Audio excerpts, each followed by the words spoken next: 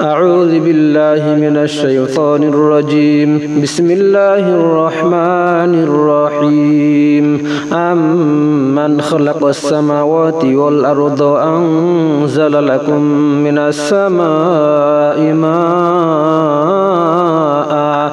فأنبتنا به حدائق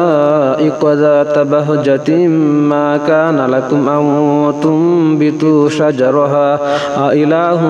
مع الله بل هم قوم يعدلون. أمن جعل الأرض قرارا وجعل خلالها أنهارا وجعل لها رواسي وجعل بين البحرين حاجزا أإله مع الله بل أكثرهم لا يعلمون. أمن يجيب المضطر إذا دعاه ويكشف السوء وجعلكم خلفاء الأرض أإله مع الله قليلا ما تذكرون. أمن يهديكم في ظلمات البر والبحر ومن يرسل الرياح بشرا بين يدي رحمته أإله مع الله تعالى عما يشركون. أمن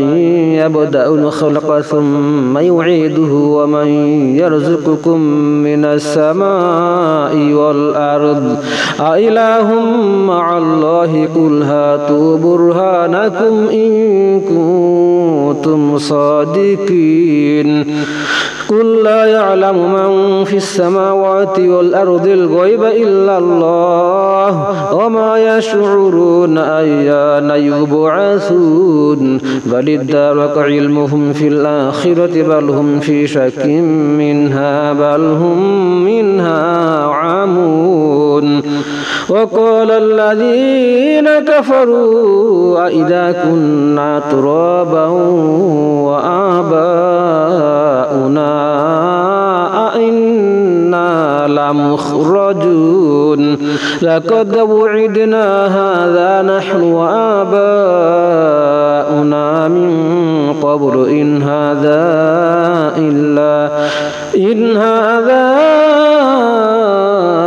إلا أساطير الأولين. قل سيروا في الأرض فانظروا كيف كان عاقبة المجرمين ولا تحزن عليهم ولا تكن في ضيق مما يمكرون فيقولون متى هذا الوعد إن كنتم صادقين. قل عسى أن يكون ردف لكم بعض الذي تستعجلون وإن ربك لذو فضل على الناس ولكن أكثرهم لا يشكرون. وإن ربك ليعلم ما تكن صدورهم وما يعلنون وما من غائبة في السماء والأرض إلا في كتاب مبين. إن هذا القرآن يقص على بني إسرائيل أكثر الذي هم فيه يختلفون وإنه لهدى ورحمة للمؤمنين. إن ربك يقضي بينهم بحكمه وهو العزيز العليم. فتوكل على الله إنك على الحق المبين. إنك لا تسمع الموتى ولا تسمع الصم الدعاء إذا ولوا مدبرين وما أنت بهاد العمي عن ضلالتهم إن تسمع إلا من يؤمن بآياتنا فهم مسلمون. وإذا وقع القول عليهم أخرجنا لهم دابة دابة من الأرض تكلمهم أن الناس كانوا بآياتنا لا يوقنون ويوم نحشر من كل أمة فوجا ممن يكذب بآياتنا فهم يوزعون ويوم نحشر من كل أمة فوجا ممن يكذب بآياتنا فهم يوزعون حتى إذا جاءوا قال كذبتم بآياتي ولم تحيطوا بها علما عماذا كنتم تعملون ويقع القول عليهم بما ظلموا فهم لا ينطقون ألم يروا أنا جعلنا الليل ليسكنوا فيه والنهار مبصرا إن في ذلك لآيات لقوم يؤمنون ويوم ينفخ في الصور ففزع من في السماوات ومن في الأرض إلا من شاء الله وكل أتوه داخرين وترى الجبال تحسبها جامدة وهي تمر مر السحاب صنع الله الذي أتقن كل شيء إنه خبير بما تفعلون من جاء بالحسنة فله خير منها وهم من فزع يومئذ آمنون ومن جاء بالسيئة فكبت وجوههم في النار هل تجزون إلا ما كنتم تعملون إنما أمرت أن أعبد رب هذه البلدة الذي حرمها وله كل شيء وأمرت أن أكون من المسلمين وأن أتلو القرآن فمن اهتدى فإنما يهتدي لنفسه ومن ضل فقل إنما أنا من المنذرين وقل الحمد لله سيريكم آياته فتعرفونها وما ربك بغافل عما تعملون بسم الله الرحمن الرحيم طاسيم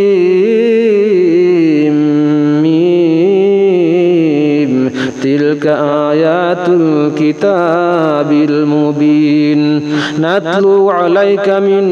نبأ موسى وفرعون بالحق لقوم يؤمنون إن فرعون علا في الأرض وجعل أهلها شيعا يستضعف طائفة منهم يذبح أبناءهم ويستحيي نساءهم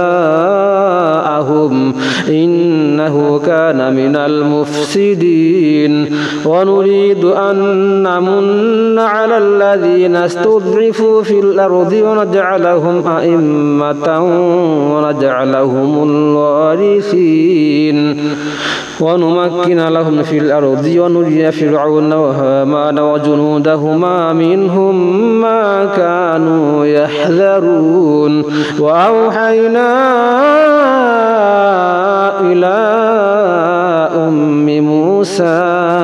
أن أرضعيه فإذا خفت عليه فألقيه في اليم ولا تخافي ولا تحزني إنا رادوه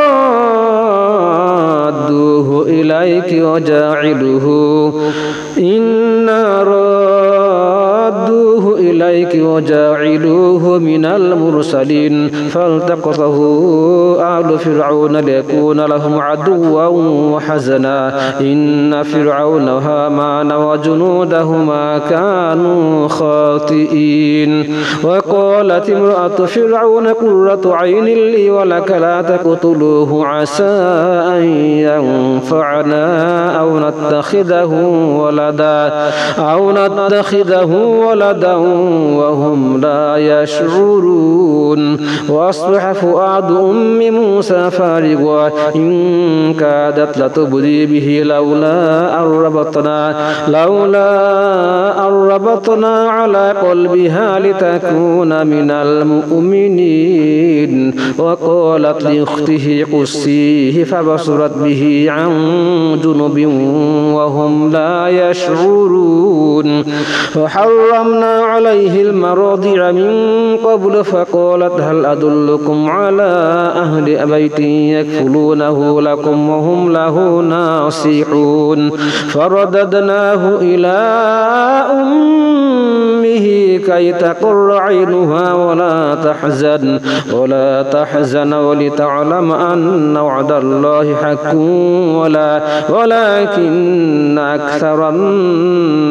ولكن أكثرهم لا يعلمون ولما بلغ أشده واستوى آتيناه حكما وعلما وكذلك نجزي المحسنين ودخل المدينة على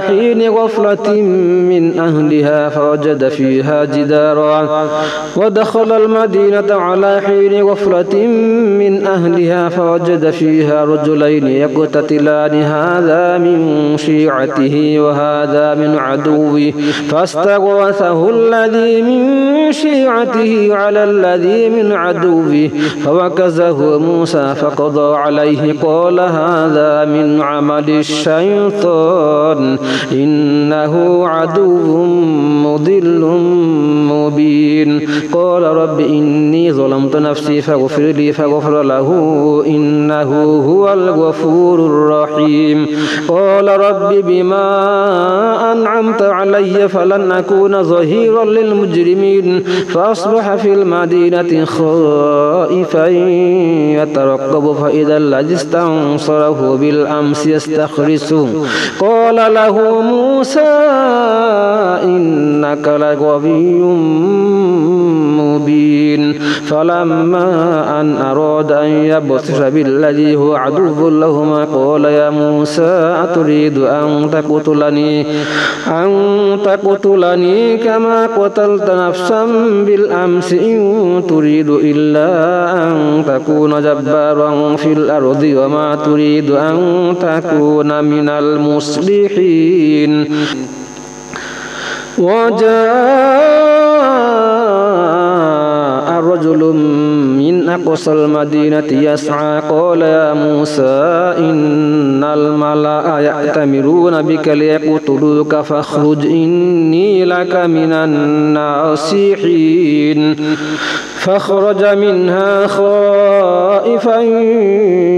يترقب قال رب نجني من القوم الظالمين ولما توجه تلقاء مدين قال عسى ربي أن يهديني سواء السبيل ولما ورد ماء مدين وجد عليه أمة من الناس يسقون ووجد من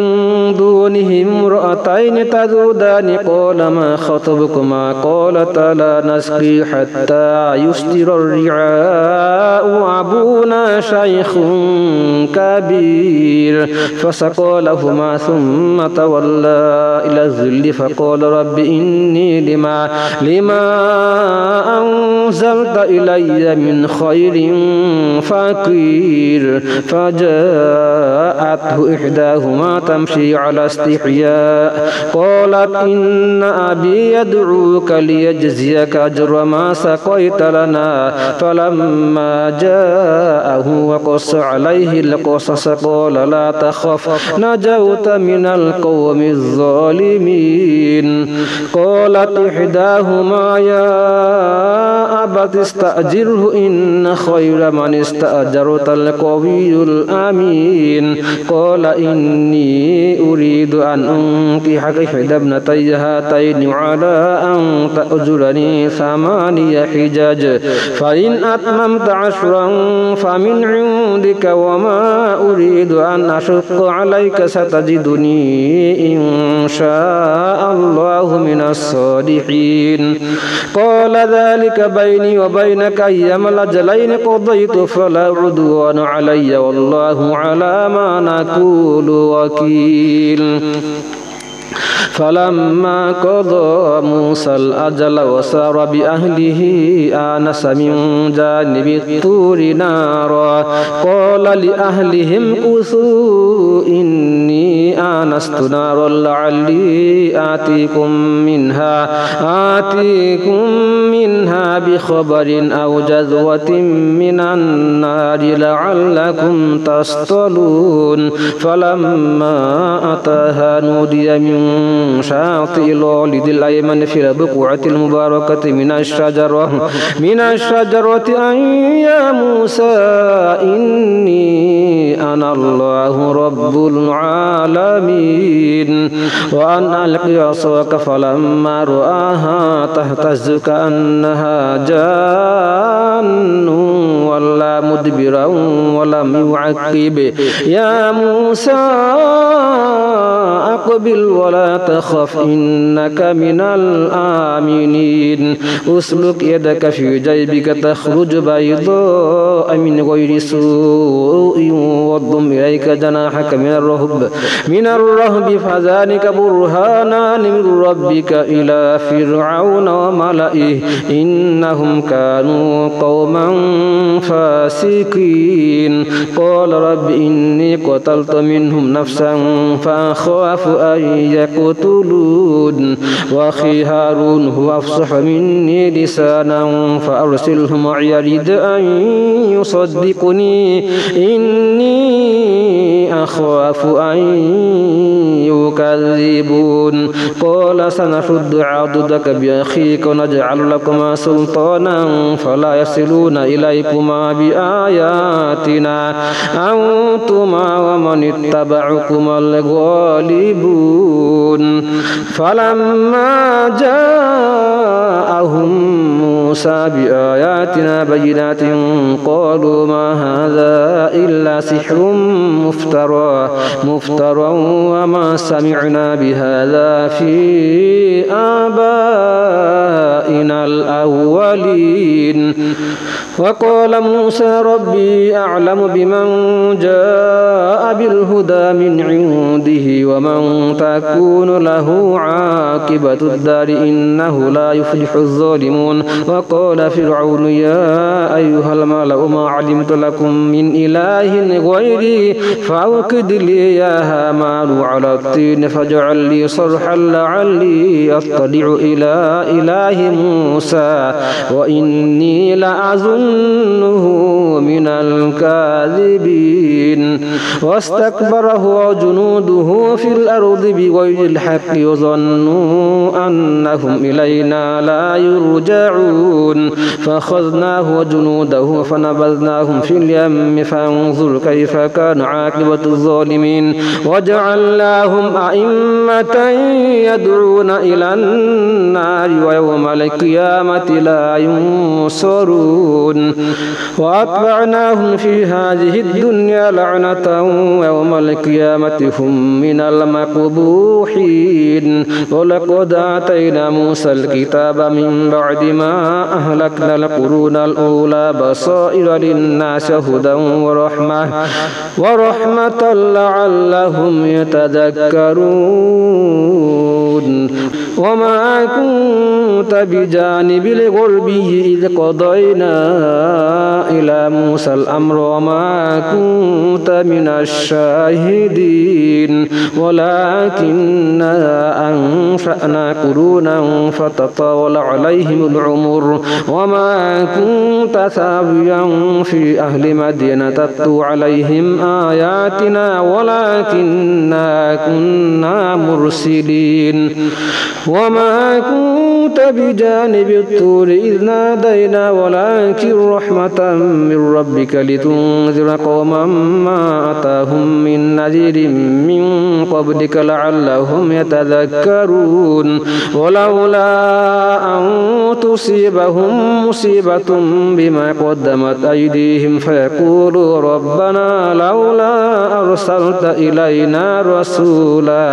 رسولا فنتبع آياتك ونكون من المؤمنين فلما جاءهم الحق من عندنا قالوا لولا أوتي مثل ما أوتي موسى أولم يكفروا بما أوتي موسى من قبل قالوا سحران تظاهرا وقالوا إنا بكل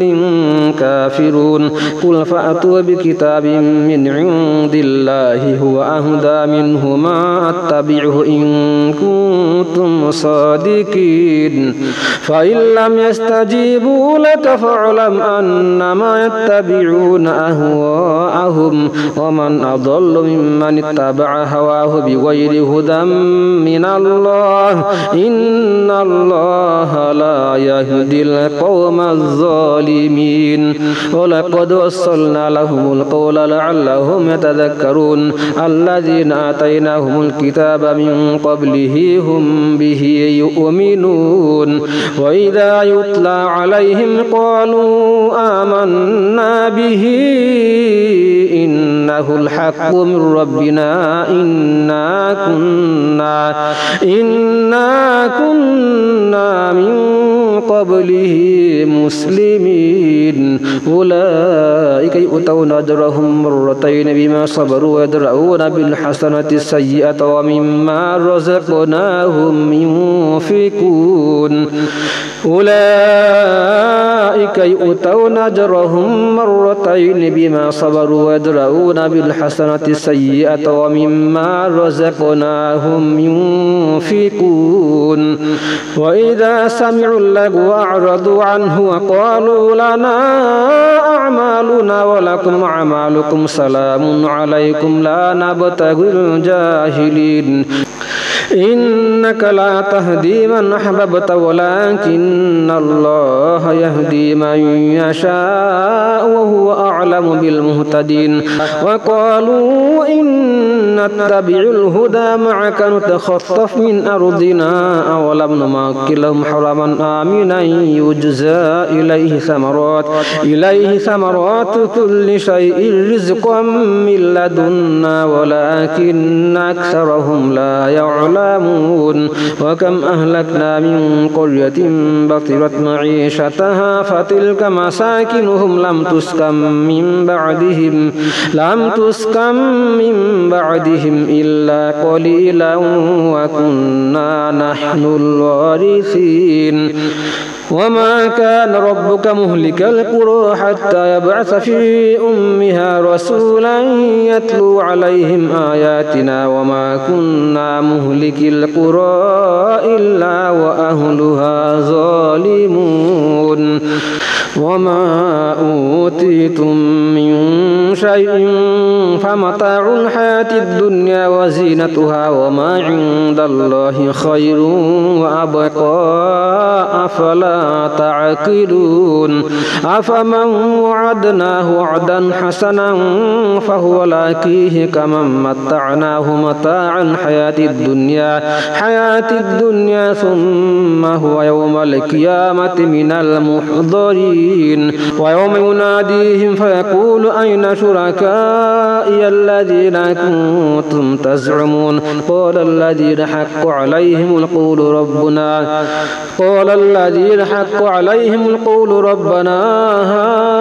هؤلاء الذين أغويناهم كما أغوينا تبرأنا إليك ما كانوا إيانا يعبدون وقيل ادعوا شركاءكم جاءوكم فدعوهم فلم يستجيبوا لهم ورأوا العذاب لو أنهم كانوا يهتدون ويوم يناديهم فيقول ماذا أجبتم المرسلين فعميت عليهم الأنباء يومئذ فهم لا يتساءلون فمن تاب وآمن وعمل صالحا فعسى أن يكون من المفلحين وربك يخلق ما يشاء ويختار ما كان لهم الخيرة سبحان الله وتعالى عما يشركون وربك يعلم ما تكن صدورهم وما يعلنون وهو الله لا إله إلا هو له الحمد في الأولى والآخرة وله الحكم وإليه ترجعون قل أرأيتم إن جعل الله عليكم الليل سرمدا إلى يوم القيامة من إله غير الله أتيكم بضياء أفلا تسمعون قل أرأيتم إن جعل الله عليكم النهار سرمدا إلى يوم القيامة من إله غير الله يأتيكم بليل تسكنون فيه أفلا تبصرون ومن رحمته جعل لكم الليل والنهار لتسكنوا فيه ولتبتغوا من فضله ولعلكم تشكرون ويوم يناديهم فيقول أين شركاء الذين كنتم تزعمون ونزعنا من كل أمة شهيدا فقلنا هاتوا برهانكم فاعلموا أن الحق لله وضل عنهم ما كانوا يفترون إن قارون كان من قوم موسى فبغوا عليهم وآتيناه من الكنوز ما إن مفاتحه نتؤول وبالعصبة أولي القوة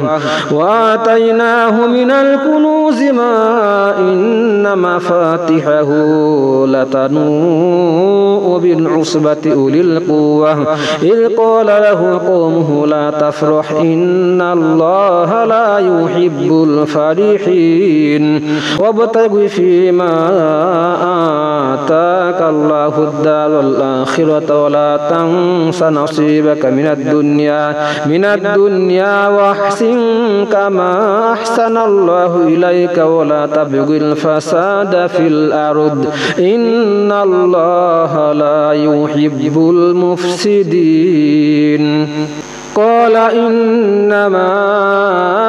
أوتيته على علم عندي أولم يعلم أن الله قد أهلك من قبله من القرون من هو أشد منه قوة وأكثر جمعا ولا يسأل عن ذنوبهم المجرمون فخرج على قومه في زينته قال الذين يريدون الحياة الدنيا يا ليت لنا مثل ما أوتي قارون إنه لذو حظ عظيم وقال الذين أوتوا العلم ويلكم ثواب الله خير لمن آمن وعمل صالحا ولا يلقاها إلا الصابرون فخسفنا به وبداره الأرض فما كان له من فئة ينصرونه من دون الله وما كان من المنتصرين وأصبح الذين تمنوا مكانه بالأمس يقولون ويكأن الله يبسط الرزق لمن يشاء من عباده ويقدر لولا أمن الله علينا لخسف بنا ويكأنه لا يفلح الكافرون تلك الدار الآخرة نجعلها للذين لا يريدون علوا في الأرض ولا فسادا والعاقبة للمتقين من جاء بالحسنة فله خير منها ومن جاء بالسيئة جاء بالسيئة فلا يجزى الذين عملوا السيئات إلا ما كانوا يعملون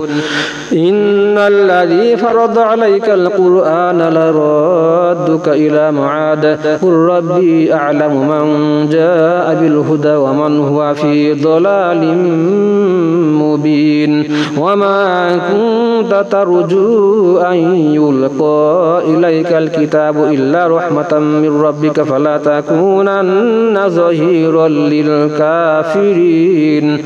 ولا يصدنك عن آيات الله بعد إذ أنزلت إليك وادع إلى ربك ولا تكونن من المشركين ولا تدع مع الله إلها آخر لا إله إلا هو كل شيء هالك إلا وجهه له الحكم وإليه ترجعون بسم الله الرحمن الرحيم ألف لام ميم أحسب الناس أن يتركوا أن يقولوا آمنا وهم لا يفتنون ولقد فتنا الذين من قبلهم فليعلمن الله الذين صدقوا وليعلمن الكاذبين أم حسب الذين يعملون السيئات أن يسبقونا ساء ما يحكمون من كان يرجو لقاء الله فإن أجل الله لآت وهو السميع العليم ومن جاهد فإنما يجاهد لنفسه إن الله لغني عن العالمين والذين آمنوا وعملوا الصالحات لنكفرن عنهم سيئاتهم والذين آمنوا وعملوا الصالحات لنكفرن عنهم سيئاتهم ولنجزينهم أحسن الذي كانوا يعملون ووصينا الإنسان بوالديه حسنا وإن جاهداك لتشرك بما ليس لك به علم فلا تطعهما إلي مرجعكم فأنبئكم بما كنتم تعملون والذين آمنوا وعملوا الصالحات لندخلنهم في الصالحين والذين آمنوا وعملوا الصالحات لندخلنهم في الصالحين ومن الناس من يقول آمنا بالله فإذا أوذي في الله جعل فتنة الناس كعذاب الله ولئن جاء نصر من ربك ليقولن إنا كنا معكم أوليس الله بأعلم بما في صدور العالمين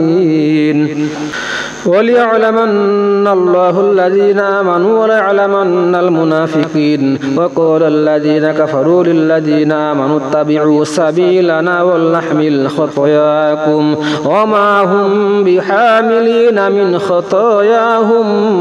من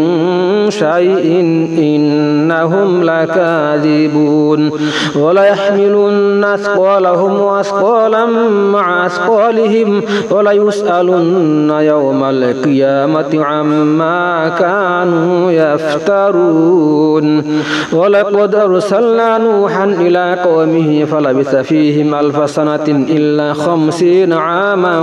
فأخذهم الطوفان وهم ظالمون فأنجيناه وأصحاب السفينة وجعلناها آية للعالمين وإبراهيم إذ قال لقومه اعبدوا الله واتقوه ذلكم خير لكم إن كنتم تعلمون إنما تعبدون من دون الله أوثانا وتخلقون إفكا إن الذين تعبدون من دون الله لا يملكون لكم رزقا فابتغوا عند الله الرزق واعبدوه واشكروا له إليه ترجعون وإن تكذبوا كذبوا فقد كذب من قبلكم وما على الرسول إلا البلاغ المبين أولم يروا كيف يبدئ الله الخلق ثم يعيده إن ذلك على الله يسير قل سيروا في الأرض فانظروا كيف بدأ الخلق ثم الله ينشئ النشأة الآخرة إن الله على كل شيء قدير يعذب من يشاء ويرحم من يشاء وإليه تقلبون وما أنتم بمعجزين في الأرض ولا في السماء وما لكم من دون الله من ولي ولا نصير والذين كفروا بآيات الله ولقائه أولئك يئسوا من رحمتي وأولئك لهم عذاب أليم فما كان جواب قومه إلا أن قال اقتلوه أو حرقوه فأنجاه الله من النار إن في ذلك لآيات لقوم يؤمنون وقال إنما اتخذتم من دون الله أوثانا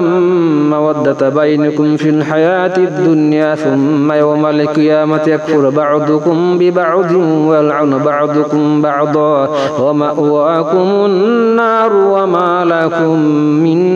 ناصرين فآمن له